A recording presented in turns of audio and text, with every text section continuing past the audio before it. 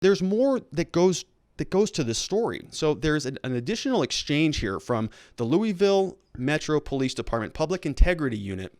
There's an interview with Chief, who was the chief then. His name is Steve Conrad. So this is the chief of police. He tells the investigators that he saw Hankison, which was the only officer who was ultimately indicted, not for killing Breonna Taylor, for firing his gun, saw him at the hospital after the incident, which he described as unusual. So here he says in his investigative report, Sergeant Jason Vance said that investigators observed Detective Hankison. Now he's a detective. This is not a new officer. This is a guy who knows how to handle these things.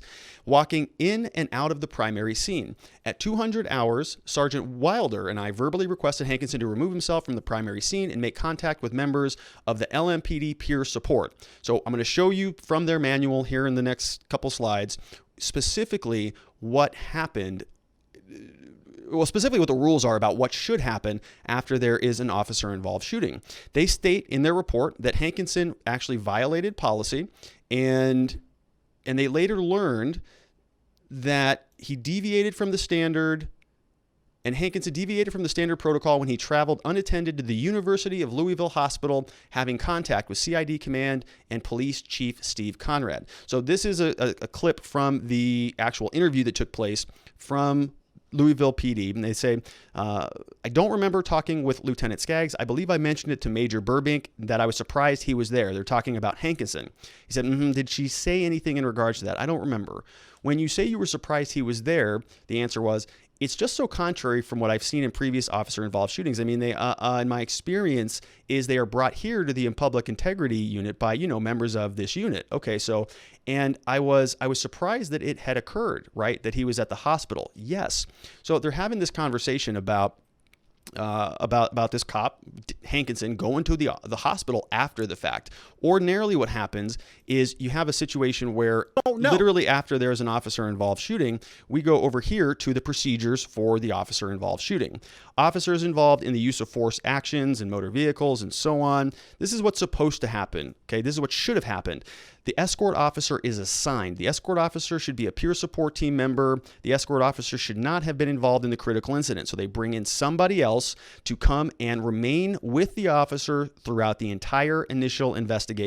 So Hankison, Cosgrove, and Mattingly all immediately should have been assigned an escort officer who would remain with the officer throughout the entire investigation. This is the procedures for the officers involved from the Louisville Metro Police Department. They have this online. You can just go and find it. It's section 8.1.4, and it says the escort officer is responsible for these things, explaining the investigative process, assisting the officer, meeting with their family and friends, transporting them to the PIU office. So transporting them. So Hankison, after this occurred, should have been transported back to the original location.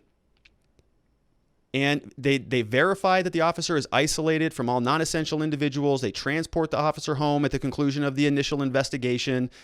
This is something that they should have followed, and they didn't. It looks like they didn't follow it, as is evidenced by their own admission that Hankison was later at the hospital. He actually went to the hospital after he was just involved in a shooting. He went over there to do who knows what. I don't know why he would have been at the hospital. Was he there to go speak with Mattingly, who got shot, who was the first officer through the door? Did they actually talk?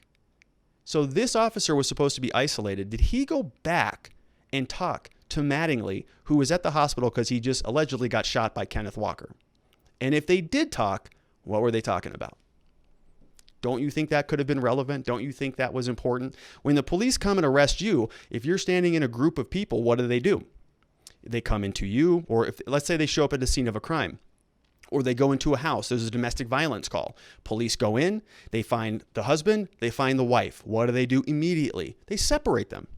They'll take one into the other side of the house. They'll pull somebody back out and take them out front into the backyard, and they'll have a conversation with them. Why do they separate them? So they can get independent stories without any of these two people corroborating with one another.